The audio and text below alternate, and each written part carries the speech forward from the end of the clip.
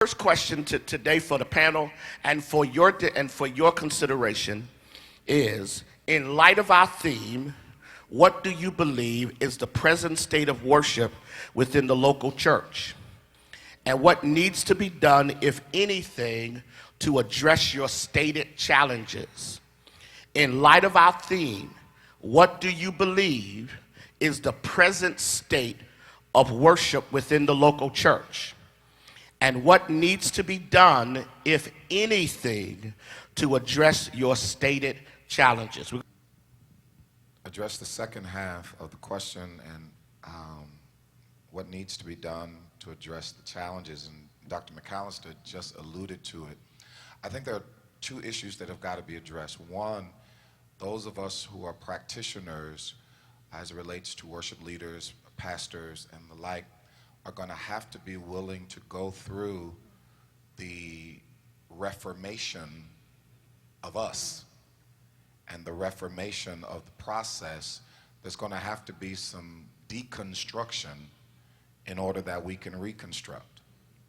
And we're going to have to be willing to go back and learn and go back and understand and go back and deal with the rudiments of being Levites, and that be okay when it's not working on Sunday morning, because everything that works is not biblical. Right. Everything that gets us by and everything that quote unquote moves the people is not necessarily biblical, and as John has said, is not necessarily spirit. So we're going to have to be willing to go through reformation. And reformation is more difficult than eradication.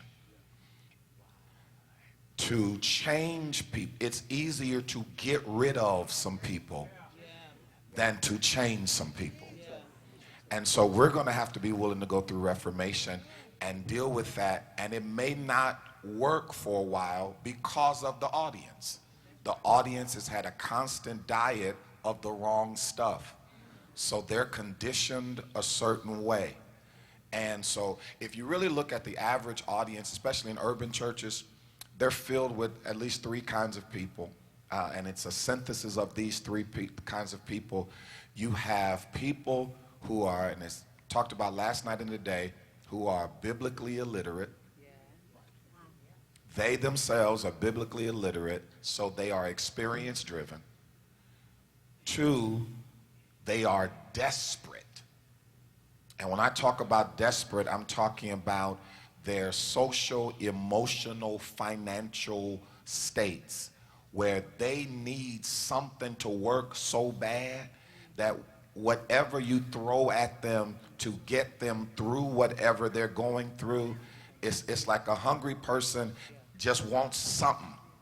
So you have the biblically illiterate combined with desperation, combined with the professional church people. So you mix all of that together, you have toxicity.